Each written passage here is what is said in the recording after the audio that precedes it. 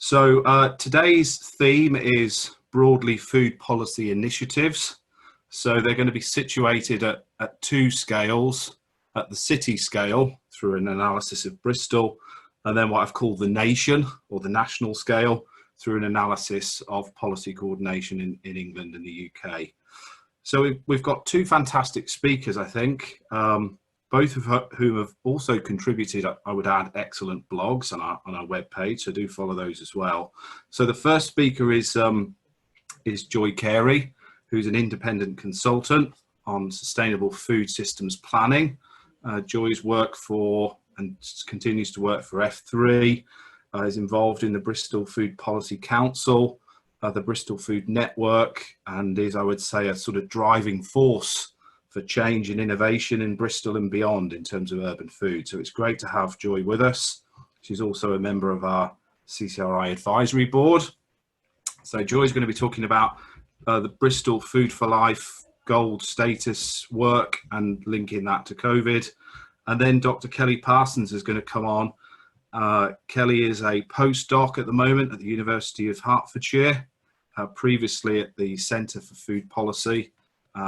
And Kelly's work is on food systems and policy design, and she'll be speaking from a kind of UK perspective. So we've got two excellent speakers, which means I should be quiet. Both speakers are going to aim to speak for about 15 minutes. So the idea is that if you've got any questions as Joy and Kelly are speaking, just to post them in the chat function, and then we will try to make some sense of those, and we'll do a kind of Q&A at the end, I think. So we'll have our two speakers and then we'll have a Q&A. So that's enough from me by way of introduction. So over to Joy to give our first talk. Over to you, Joy. Thanks, Damien. Just going to set up my screen share.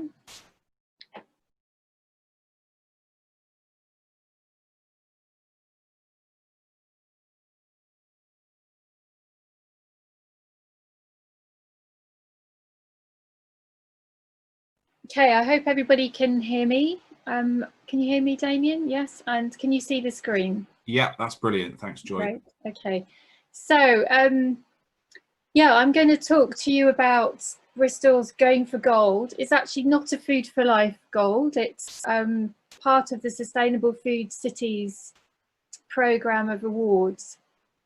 So I'm going to explain what that is and what we've been doing, and hopefully give you enough of an overview that then you can ask questions on things that I won't have covered. If you don't know about the Sustainable Food Cities Network, now recently renamed Sustainable Food Places, it is about encouraging cities to take action and to develop more collective approaches at that level, because that seems to be where there's often most traction to create change, systemic change. And as part of that way of working, they encourage cities to work towards awards. There's a bronze, silver, gold. Nobody yet has gold. In 2016, Bristol was only the second city to get a silver award. And at the moment, it's just Bristol and Brighton and Hove that are working towards a gold. So so what are these awards about? They've got their own criteria. And Bristol and Brighton and Hove have also worked with the Sustainable Food Cities Board to develop criteria for what gold might look like. So it's kind of an interesting challenge, you know. On the one hand, it's really great to have these awards as frameworks to connect many different organisations within a city to work together. And then it's kind of, well, should we be awarding cities because there are so many difficulties, and how could you possibly ever be a gold sustainable food city? I mean, what does that mean? So it's kind of an interesting challenge, but it's exciting in that it does provide a really helpful framework for encouraging us all to work together. So in terms of working towards gold, what have we defined it as? So we think Bristol is possibly the only city in the UK ambitious enough to try and take a whole city approach as well as a whole food system approach. In terms of timeframes, we started developing this in 2018 and is set up from 2019 with the aim of putting in our application for a gold award this November. So it would have been a kind of 18-month process of properly working with a big city push over 2019, 2020, sorry. But as I will explain, we've had a bit of an interruption, so we've had to rethink that. So we have 3 unexpected phases.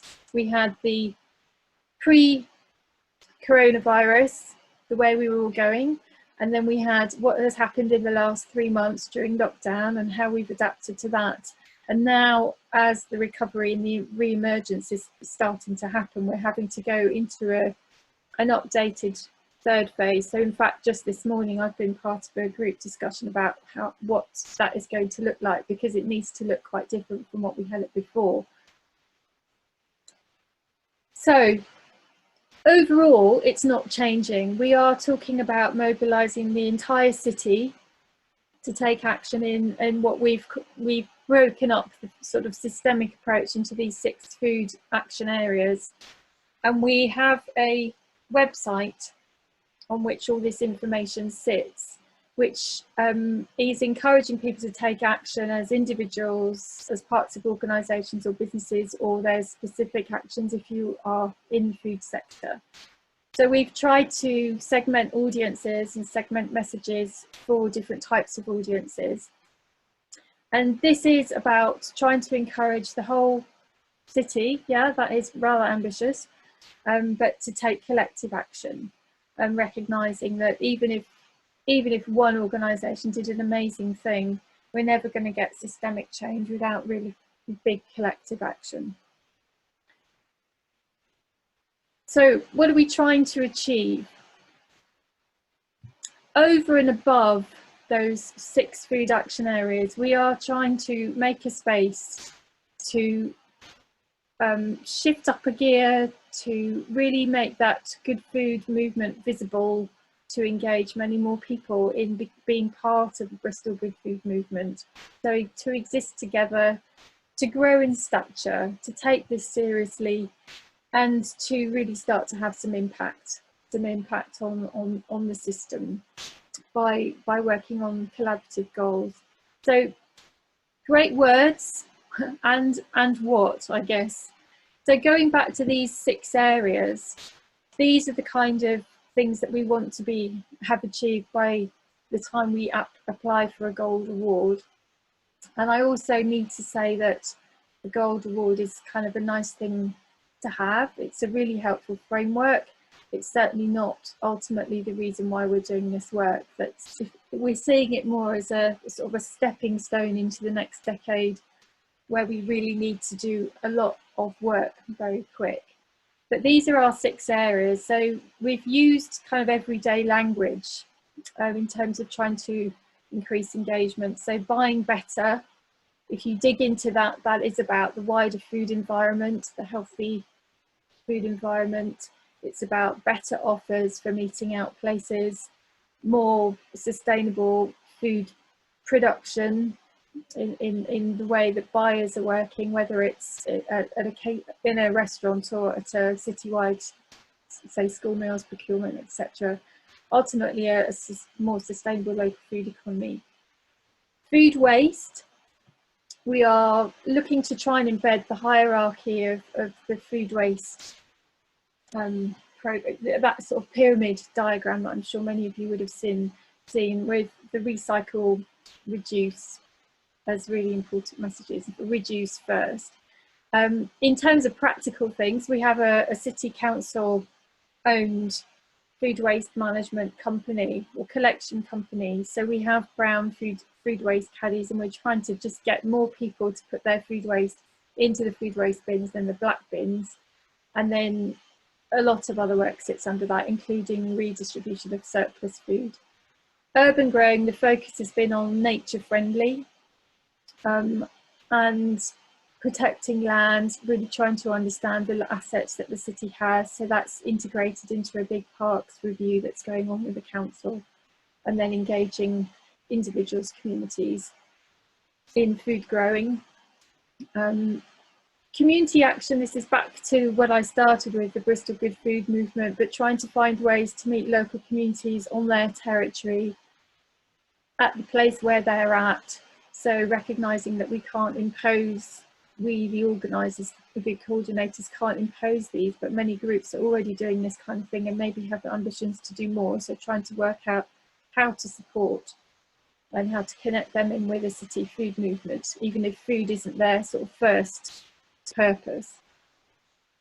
Eating better kind of is self-explanatory, but really trying to focus on that cooking from scratch, looking at targets like no child should be leaving school without being able to prepare at least one, probably more like 10 healthy meals, knowing how to do that, having the confidence to do that.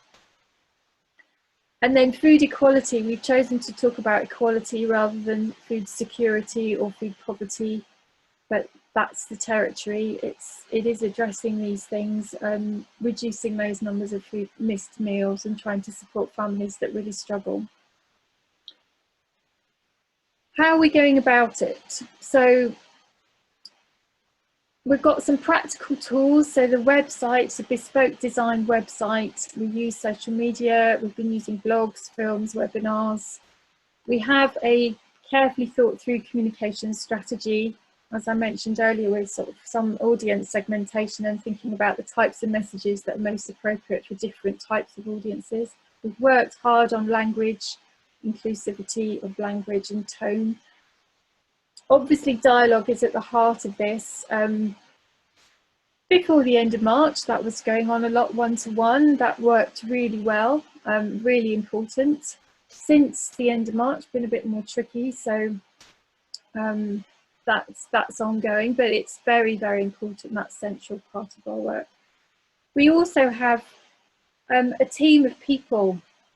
So we have thematic leads, those 6 food action areas, and then we also have some engagement leads. So people work community engagement, public engagement, and engagement with food businesses specifically to try and move that along. And we found individuals to be ambassadors to help champion different causes, different of those 6 food action areas, and then champion organisations who we're celebrating, who are maybe taking a lot of actions and leading the way that we can point to as examples. Operationally, we have a steering group, various working groups, a lot of work going on around strategic planning and alignment of this initiative with other things like the climate change strategy, like the Mayor's One City Plan, etc., the parks review around land. And we have some good buy-in from the City Council. So the steering group is chaired by one of our deputy mayors. This is just a glimpse of what you might see on the website, but it includes a capacity to count actions. So these continuously update, people take actions, that counts individual actions. So if you wanted to get involved, you'd go and register on the website and look at examples and write down what you've done. It counts by these different types of organisations. This is one example. So on food waste, we would have something like this for individuals, but also now this is a page for organisations, and it suggests different types of actions you could take. And if you click on each of these, then there'll be more information, and you can pledge to take action, and you can also tell us if you're doing something else, write about what you're doing, and the back end of the website collects that data, and so we can do some really quite interesting analysis. The food waste is one of our areas of excellence. So I maybe forgot to say that part of being the gold sustainable food cities, you need to be a national exemplar in at least 2 areas of food system change. So we've selected food waste, and we have a particular food waste action group which meets regularly and is looking at data and collaborative efforts and what innovations could be worked on together. It's challenging, but we think that probably this Food Waste Alliance is there are not so many cities that have that. So that's been very critical for this area of work with those particular types of organisations. And then COVID-19. So all of this got a little bit challenged, and we had to take a very speedy review of what we wanted to do. Did we want to pause the entire thing and just go quiet, or did we want to try and maintain some kind of momentum? We felt that it was really important to maintain momentum. So firstly, we reverted to the Bristol Food Network website. So Bristol Food Network exists to support the city to work together, and has been the main coordinating body of the city Going for Gold work. We've worked with partners, other partners on it, but we repurposed some of our website to show the Bristol Good Food response to the COVID crisis. This showcases many other organisations doing other things, but you could see if you were an individual trying to find where to get referred, what to do, there was information and signposting there. If you wanted to get involved and offer, if you wanted to support and try and buy somewhere from local businesses, how to get those deliveries organised. If you wanted to see what other people are doing, we've had lots of blogs and inspiration. We've had a series here about what a resilient food system will look like. So that is about positioning ourselves for the recovery and for the next decade. So this is really very much starting to shape the legacy of this work and trying to include many more voices in that discussion. Here's just some examples of a few blogs, but we've had to inevitably, migrating back online, do an awful lot in this way. But we've used blogs to build then film nights. We've started organising webinars. We've just recently started doing some surveys. We did some surveys with some focus groups of a box scheme, and are now looking to do a more public survey of customers who've used other independent businesses. And this is what the Going for Gold kind of has looked like and is looking like at the moment. We felt that talking about an award was not really appropriate anymore.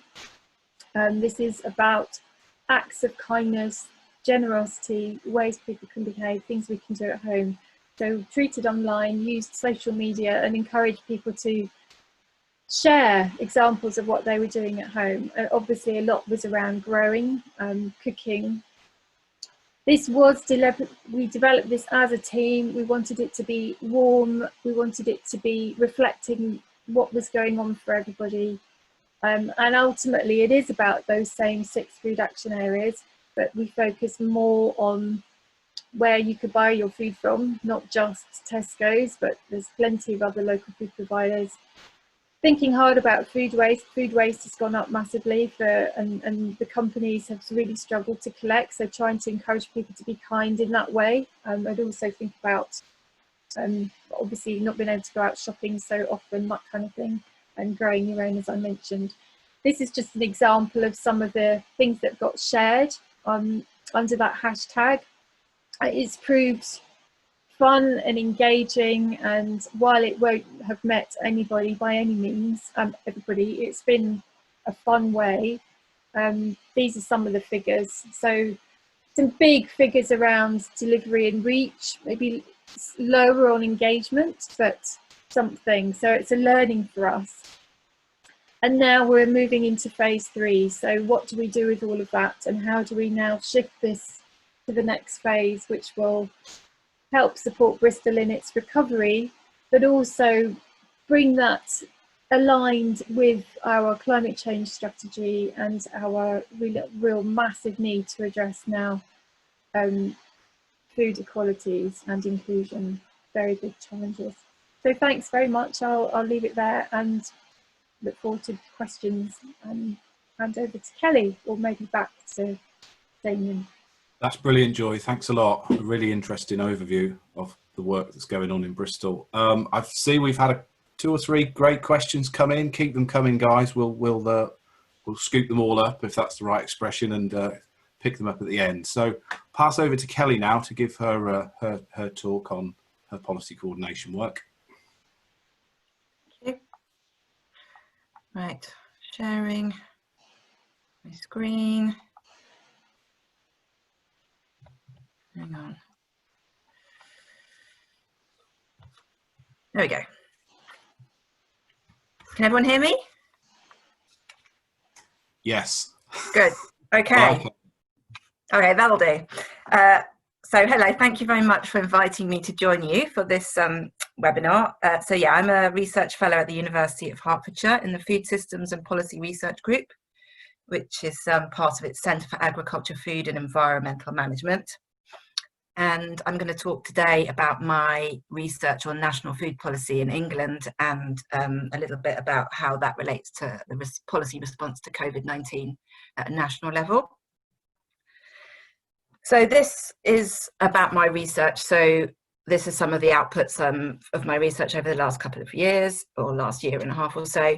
So the aim of my work is to bring together sort of big overarching conceptual ideas like the food system, integrated food policy, policy coherence, with empirical work that sort of operationalizes those ideas and interrogates how policy is made and why it's made that way through sort of in-depth interviewing with those involved in policy and participant observation where possible in policy situations. This is, so the starting point for my work is sort of dissecting this idea that's been floating around for probably 20 years or more, that we need a sort of more joined up approach to food at a national level, or generally at all levels. And now that sort of tends to be framed around the idea of food systems or coherence or coordination, but the principle is the same one that's been around for a long time. So this framework I'm going to show you is sort of how my thinking about it looks in terms of the food system and how that relates to policy. So we have this food system, so we have a food chain at the middle, but the food system is much more, it's much wider than that chain. When you have these various different dimensions of the system, the health, environmental, economic, political and societal, and all of those dimensions have their own components within them. So for example, the health dimension has diet, also food safety, workplace safety, environmental health and so on. And the fact that we have a connected system means that these different components and dimensions interact with one another and they can affect each other. In policy terms, we have across that system different interventions made by different actors, and those can result in activities happening in isolation, but they can also result in some tensions if those activities pull in different directions, or if there's overlaps between the different responsibilities, or we can have unintended consequences if action in one bit of the system has negative outcomes elsewhere. Or food system issues that don't sort of fit neatly into those little boxes can fall between the cracks of the sort of policy responsibilities. So things like hunger and food security might be examples of things which kind of are everyone's but nobody's particular responsibility at the moment. And then it's not all bad because we have some synergies across those different objectives and activities across the different dimensions, which perhaps aren't being capitalized on as well as they might be at the moment. So that is a sort of a high, more abstract level, the kind of framework that I work to. Oh, and the final thing is, this little link is to represent the fact that then we have these mechanisms that are about integration of the policy processes and structures which can help to connect those issues. So the coherence element is about the content and the issues themselves, and then the integration I use to refer more to the processes and structures that might join that up. So yeah, so that's quite high level. So now I'm going to talk about some research, which is a case study on England's national food policy, which tries to sort of apply those big ideas into an actual real life national policy situation to see what that actually looks like. So this is this research project I did as part of my previous role, which is at the Centre for Food Policy, and it was for its Food Research Collaboration Initiative, which is an initiative that links up academics and civil society groups, if you don't know it already, and it's funded by Esme Fairbairn Foundation.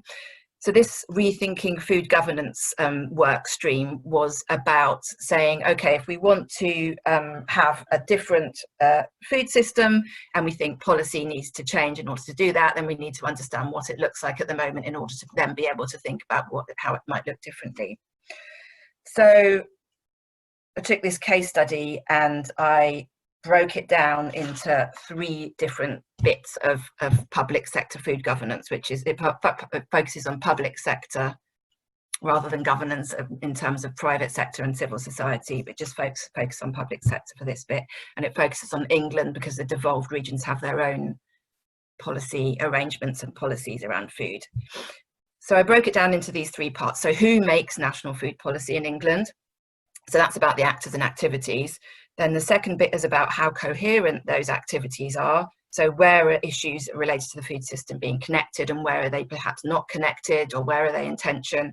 And then the final bit is about the processes and structures. So how are these issues being connected in the policy processes at the moment, and what opportunities might there be to do that differently? And I did that through, this is a little black box to demonstrate the black box of the policy making process, which is often what it's referred to as, because it's very hard to know how policy is made from those outside. So it didn't just look at the policies themselves, but also the processes by interviewing people who worked in and outside government on how they see policy being made. So this is the map that was created for the first report, which has been published and which you can read. So it's a kind of simple map in a way. Each roundel, each sort of poker chip is a department, and then next to each department is the sort of main areas of responsibility which I deem to be relevant to the food system. But although it's quite a simple map, actually behind most of those roundels, or at least sort of a chunk of them, 8 or so, there's a chapter in the report which looks at that department's size and structure, its main responsibilities around food, what key activities it does, and how it links to local authorities and devolved regions in terms of the sort of more vertical links between the national activities and those other levels.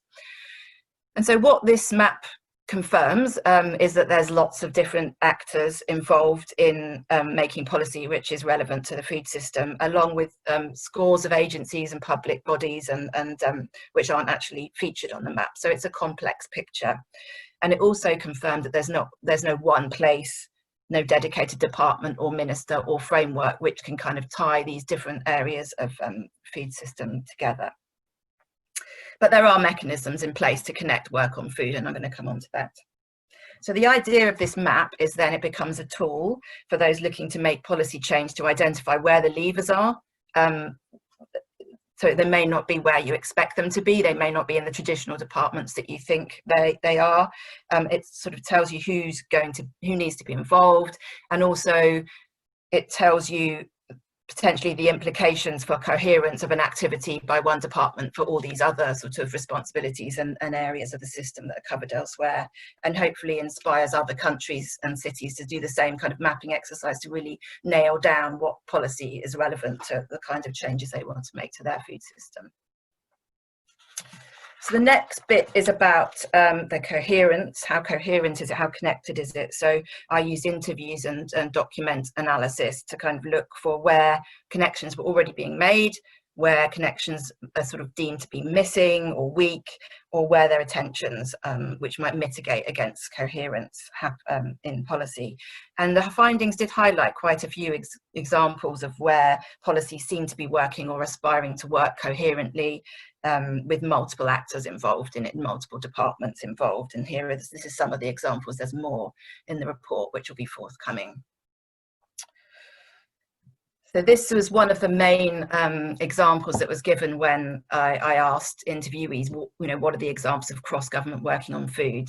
So basically the childhood obesity plan comes under the Department of Health and Social Care, but actually there's explicit involvement with multiple other departments who basically cover other bits of the system, but which sort of influence the objectives or are relevant for the objectives of that plan. So lots of people said, that's a really good example of where it's working well. And then talking about where there are these disconnections and tensions, and in research terms, obviously it's harder to identify what's not there than what is there. So this is really based on the perceptions of stakeholders about where they see gaps. So these aren't tensions or disconnections where I've really drilled down to say, okay, yes, I think this is absolutely an area which needs to be improved. It's where people have suggested, or where literature suggested, that there are disconnections. So one of the ones which I think is fairly safe to say is hunger. That's sort of seen as an issue that falls between the gaps of the different responsibilities as they currently are. Another one is dietary guidelines, which is seen as sort of out on a limb, and that it doesn't really underpin any of our other food policy interventions. Land is another. It's covers lots of policy sectors, but there's no kind of policy that connects those together, as this report from the Sustain, the Alliance for Better Food and Farming, discusses, a recent report. And there are, you know, many other areas that are covered in the report as well. And then the last bit of the puzzle is about these processes and structures. So I use the term mechanisms to refer to arrangements that can be used to integrate policy making. And there's not really a lot of research available or evidence or evaluation on these food governance mechanisms. So I put together this typology of all the different options, or what I see as the main options.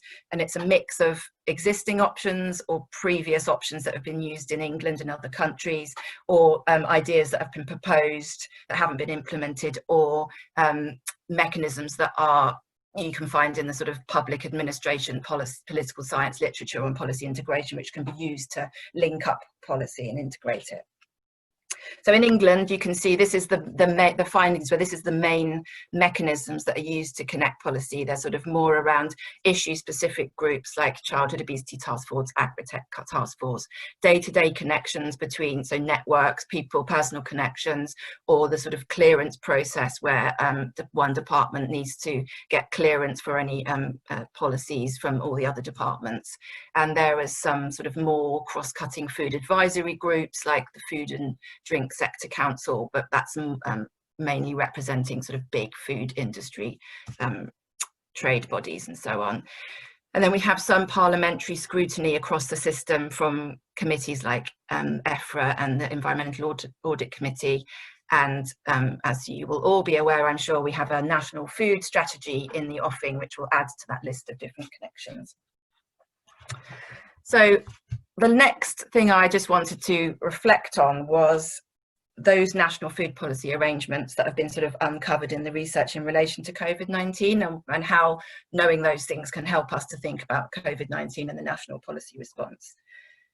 So in terms of who makes, or who should make, COVID-19 related food policy, what having a map like this sort of underlines is that there's lots of different departments that need to be involved, lots of different responsibilities that are important to having a response, be that Department for Environment, Food and Rural Affairs on food production, or the Food Standards Agency on safety, or Department for Education on school meals or lack of school meals, Home Office and migrant labour. And then, you know, when you think about those topics, you then quickly start to see the connections between those issues, you know, food production and migrant labour and so on. So having the map, you know, helps to think about that. And I think, you know, in terms of who does what, there's been some criticism about the lack of clarity on who is responsible for what in terms of the response. And I think, you know, there needs to be more analysis on the response, but I think it's safe to say that coordination could have been better, and the reaction could have been faster, and potentially being clearer on those responsibilities and planning that better could have led to a faster response from government, which didn't have to sort of follow behind some of the more private sector and civil society reactions. In terms of coherence, I think COVID-19 has highlighted again some of those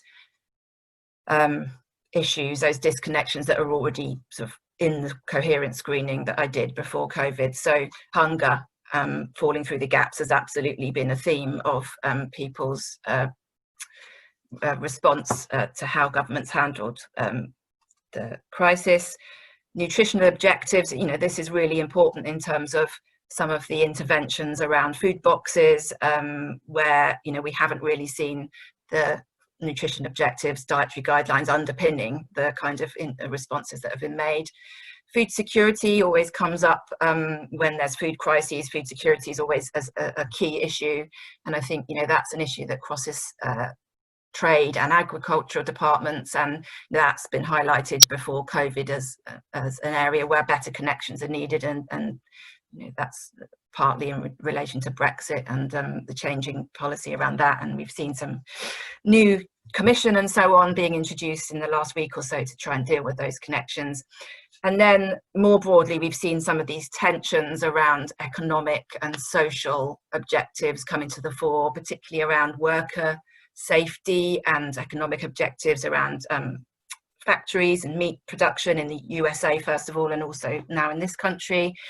And then the tensions around sort of food security imperatives and environmental objectives. So we saw at the EU level, for example, agricultural representatives suggesting that there was a delay to the EU farm to fork strategy because it has these goals around reducing fertiliser and pesticides and antibiotic use, which they say may impact on the volume of food production at a time when food security is crucial. So sort of highlighting that some of those tensions and disconnections, which we already knew about, really are important to kind of now start grappling with, because they're important. And then finally, in terms of the mechanisms, so we've seen these sort of public-private groups that exist, food and drink industry groups mainly, being leveraged and ramped up. We've seen some new groups introduced, and we've seen some parliamentary scrutiny by EFRA across the system. But then on the other hand, we've had the National Food Strategy put on hold. So I think there's been the mechanisms that have been in place have been good, but potentially some of these disconnections could have been better addressed if they were a bit more broad and a bit more systemic in terms of their view of food. So this is my last slide. I just wanted to sort of flag up how COVID-19 sort of reinvigorated this conversation about food governance mechanisms and what might be needed to sort of organise food policy better in response to COVID-19, but also just in terms of food system change more generally. So this is just some of the proposals that have come out of the UK, but also other countries, and I think deserve sort of careful evaluation in terms of creating a governance approach that's a bit more fit for purpose and can support coherence and broker some of the trade-offs that we've seen and tensions coming to light, and make sure that any response now in the recovery actually has a sort of food systems coherent approach that doesn't cause other problems down the line. And also thinking about how these mechanisms might be able to give space to connecting the sort of national and local activities and policies, which has been criticised that the national policy response hasn't really fed in and been linked to those activities on the ground. So I think there's lots of opportunity to now think carefully about how we want to organise things in the future. That's it. That's brilliant. Thanks very much, Kelly. Really good talk. And thanks to both speakers, actually. Really excellent slides. Lesson for me there, don't put so much text on your slides, make nice images and stuff. So I've been trying to follow the discussion a bit, but I don't know whether who was trying to scoop questions. Anyway, I've made a little list of them, so maybe I can have a go at doing that. I think we've got some nice questions for both speakers. We'll perhaps go back to maybe to Joy's talk first of all. There were some questions there. Let's have a look. So there was some questions around engagement, one around food inequality. The first question, Joy, was from Nick James about who was involved in terms of whether, for example, allotments and city farms are involved in the work that you're doing. It's a really good question. So they are, in as much as they're already doing stuff. So they're not kind of the target audience for engaging in as much as we need more people to do more new things. But we have recognised that we have a big challenge. So Bristol is known nationally as a really busy food scene. And one of the criticisms that comes from every direction is, how can we see this food scene in one go? It's so complex, too many organisations. So we're really trying to find a solution to that.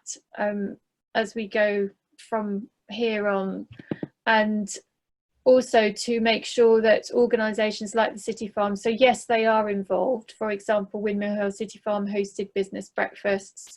They've been featuring in our blogs, but really trying to work much better through the existing networks. So we are doing that, and we need to do it better, basically.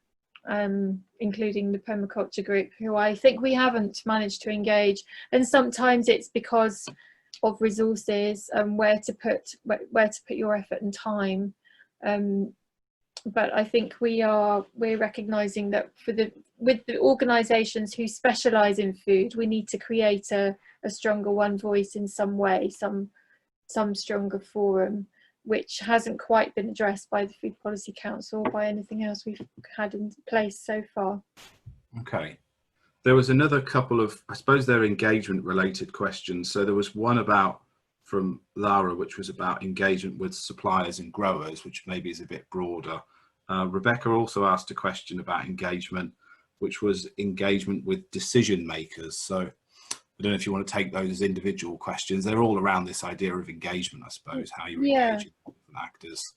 Yeah, really good question. So yes, if you, in my slide showing the website, if you are a food organisation, so a restaurant or a cafe or a community organisation specialising in food, there's a place there. But we found that actually those people are way too busy to go to a website. So a website is kind of a blunt tool in many ways. It's brilliant in one way, but it doesn't do what we need. So we have to have people, we've called them engagement leads, sounds a bit jargony. So there is a role, and they're all really tiny roles, like a day, maybe 2 days a week if we're lucky with the kind of resource we've got. But somebody has been talking with cafes, with the suppliers and growers. There's Bristol Food Producers is another organisation in the city that has been working specifically with urban and peri-urban growers. So we would work with them. We haven't worked directly with suppliers because we're working with the people they're buying from. So we would leave that to other organisations. In terms of decision makers, well, so we've managed to get some really strong buy-in from the City Council. And we, as I mentioned, we've got one of the deputy mayors, so cabinet member, who chairs this Going for Gold steering group. We also have in Bristol something called the One City Plan. So our elected mayor, recognising that there are sort of 50 plus different strategies, and nobody knows what they all are. We need one plan that brings all of that together around some shared outcomes, and has been working very hard on that and has had some very interesting big city gatherings, 200 plus people at a time coming in to feed into that. So there is a way of engaging through that process on food issues with more people. And in January, the city partners meeting voted Going for Gold as one of 3 city priorities. Oh, great. Excellent. So it's there, and it also, I'm really delighted to say, features in our Economy Board's statement of intent for the recovery post-COVID. They've listed Going for Gold in there comes in the environment angle. Brilliant. But it could cut across. But yeah, and we've worked hard to engage decision makers, and to that end we also work really closely with Bristol Green Capital Partnership. So the council, Bristol Food Network and Bristol Green Capital Partnership, which has a membership of 900 organisations in the city, are all partners in the Going for Gold. Wow. Okay. Excellent. There's a couple of other questions which I'll try and squeeze in. So there's one which is from Beth, which is in relation to the healthy working aspect, particularly in terms of who those initiatives are targeting. So are they adults or children, for example, or both? Just ask me that question again. It was in relation to the healthy cooking strand of work, whether the initiatives are targeting adults as well as children. Yeah, so again, again, Going for Gold is about bringing lots of different people together. So under the Eating Better, one of those 6 food action areas, the public health team convened a group of organisations, all of whom focus on cookery classes, and they aim at different types of audiences. But that was coming together as a cooking consortium to actually put in a joint funding bid in order to do some more collaborative work. But between them, those organisations cover different age groups. So there are quite a few of those. And once COVID hit, I didn't talk in my presentation about the actual emergency food supply response, but it has been massive. And all of those organisations who are part of the cooking consortium have got absolutely involved, either with supporting food clubs, so that's working with families in children's centres with kids under 5 to provide fresh food ingredients, but also to help them use fresh stuff. So there has been quite a focus on nutrition there. Other chefs have been preparing meals for homeless people or young adults recently out of care. So there's been a massive response, and it kind of went off in a direction, of course, we didn't expect. But I think having had those more collaborative discussions going on beforehand helped with that. And then Bristol is one of the Feeding Britain pilots, so we have a Feeding Bristol, which has helped with some of that coordination. Sorry, I've jumped from the cooking to the No, more... it's great. It's good. I think I'm trying to get through all the questions, but I'm looking at time as well. I think I'll take one more, which is around, again, it's Rebecca asked 2 questions, but one of them was in relation to the food inequality question, because that might be a nice link then into Kelly's stuff. But how are you addressing, or how is Bristol able to address this issue of food equality? So how are you bringing in particular, you know, a range of voices, for example, into the work that you're doing? So are we talking there about inclusion and diversity, or poverty and the inability to feed your family? I think it's inclusion, because it's asking about a range of voices. Okay. And a kind of lived experience perspective. So yeah, really, thank you for that question.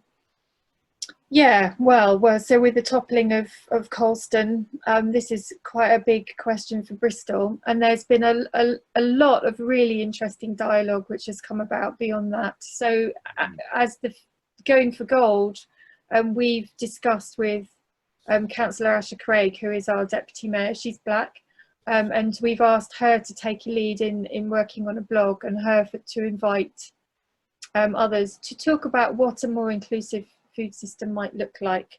So there are lots of other organisations obviously looking at inclusion, and it's coming through in all sorts of different ways. We felt it was really important with this to be doing that, and we also feel that if we are going to A, apply, and B, accept the Gold Sustainable Food City Award, if we don't take a much more diverse group of organisations and individuals with us on this journey, that award will be rather meaningless and a bit embarrassing.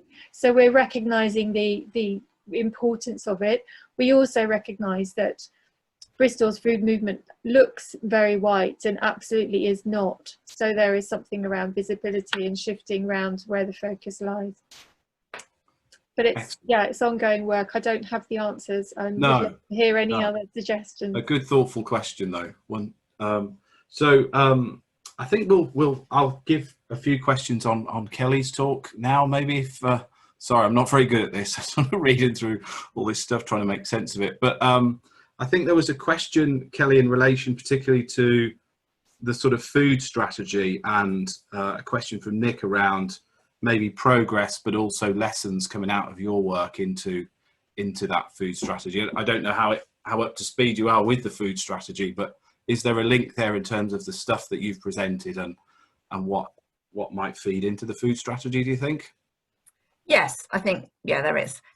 So, I mean, I'm not involved in the food strategy directly, but my work in the past has specifically looked at attempts to create these sort of cross-cutting national food strategies. So we've had one previously in the UK and one in Australia, and we have some in other countries, which, you know, whether you define them as proper food cross-cutting food strategies or just food productivity plans or food industry plans is another big question. But so yeah, so I think the potential is really, really strong for the national food strategy to respond to some of these questions of coherence, and obviously it in itself is a mechanism for bringing things together.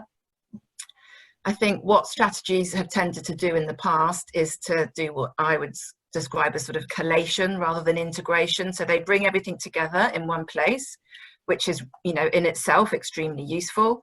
And so you can see what's going on related to food.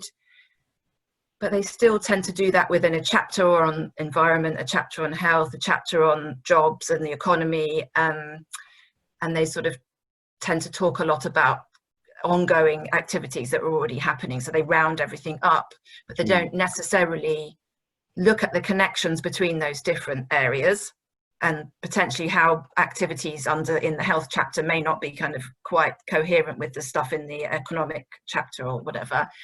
And they're mainly sort of policies about policies, they're meta policies. So they're not necessarily setting out often to do anything. They're just intending to sort of bring everything together. So sometimes you do get sort of new initiatives that are launched under a national food strategy where they actually have a new project and they bring different departments together and do something. So hopefully that is going to be the case with the national food strategy for England. Certainly from everything I've heard from what Henry Dimbleby has said about what he's doing and how he's thinking systemically, it sounds amazing.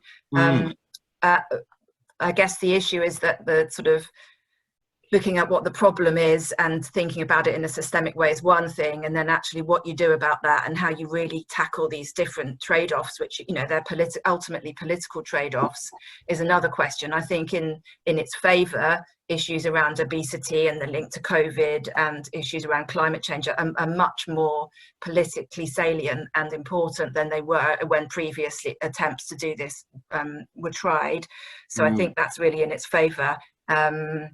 And what else would I say about it? I think the problem, you know, we know this is a problem with these strategies, they come and go.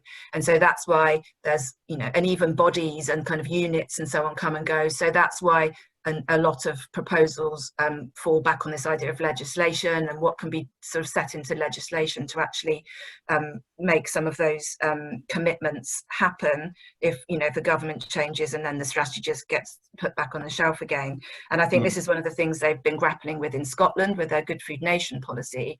So they have a Good Food Nation policy which is sort of covering what's happening all around Scotland in the different areas, health and economic and environment and so on. And then they have this attempt to create Good Food Nation bill, which has more longevity. I think what they've struggled with, as far as my understanding, is getting any kind of substantive commitments in there, which aren't just about how reporting is done on food policy, but actually has some commitments that have to be delivered. So I think that is the big question is, you know, we've got the opportunities of looking at the right to food and legislation around that, but is there a way of introducing legislation like a food bill, which actually makes these strategies hold a bit more power? Yeah, because I mean, I think that you've made a nice link already to a question that Rob's put in, which has quite a lot of stuff in it, but it's linked to this idea of policy and politics, which you were kind of referring to. So he asks whether there is a problem not just of policy but also of politics. So I don't know if you want to broaden that a bit more. I mean, one thought I had, for example, was in terms of lessons, what was from COVID was whether, for example, there is now a strong argument for the need for a kind of a department of food.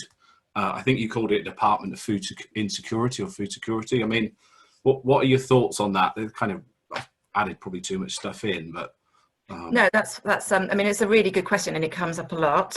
The problem for food in terms of the way policy is organised is it doesn't really fit in one place. But then, so in the past, the way that's been dealt with, say, for example, with the national food strategy that was attempted in the UK, was that it was run initially from the Cabinet Office, which is really good, because then it kind of takes a centralized view, and this is what was pushed for in Australia and in other countries as well, as this idea that we have it somewhere neutral, so it doesn't get sort of swayed along one food system issue and not others.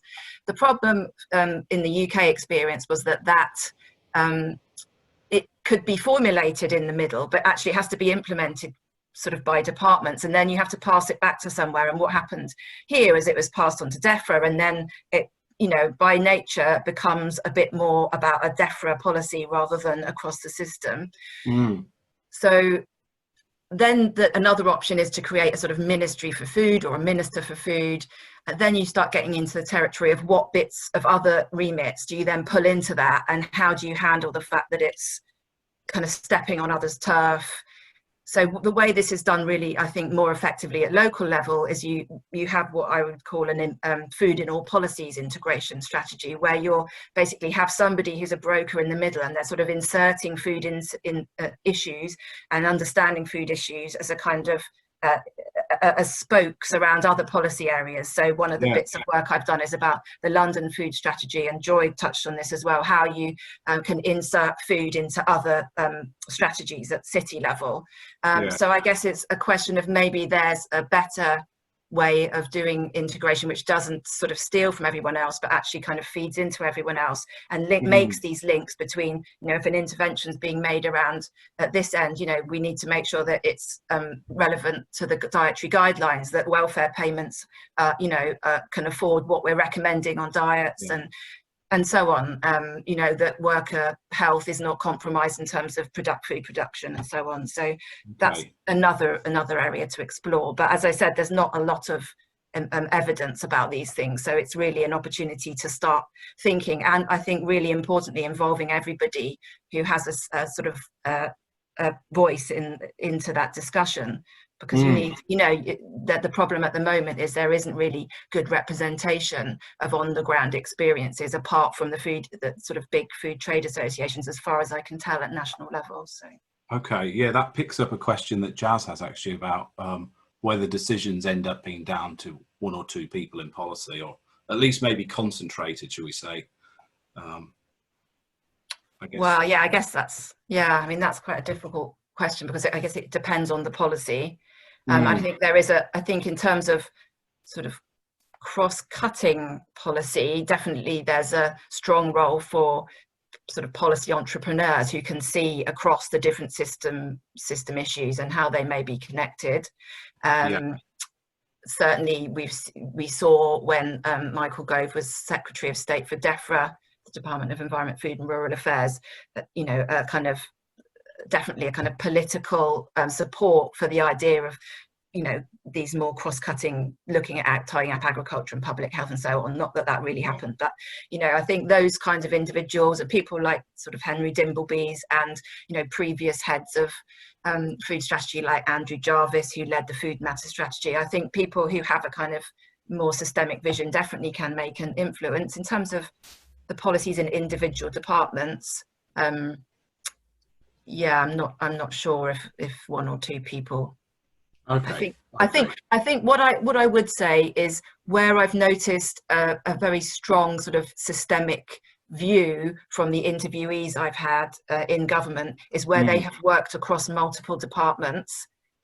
So then they can make the links between those different areas of work that they've done, and they have the personal connection. So I guess from that perspective, yes, a lot of it does rely on one person knowing another person and understanding why what they're doing is relevant for the other, which is fine and works on an ad hoc basis, but perhaps is something we should really be trying to formalize a bit better in terms of the structures. Fantastic. So I'm just looking at the time. We've got about a minute to go, so I think we'll sort of draw it to a close. So I'll just end by, first of all, thanking both speakers, Joy and Kelly. Two fantastic talks, really good, excellent slides, as I said there earlier. So very impressive. Thanks everyone for attending, contributing questions. I've probably made a hash of it, but I've tried and make some sense of them, and hopefully we've had some good discussion. Finally, thanks to Matt for organising the webinar series that we've had over the past few weeks. It's just been really excellent. We'll be uploading the recording of today's webinar on the website or on the CCRI channel, as I should probably say.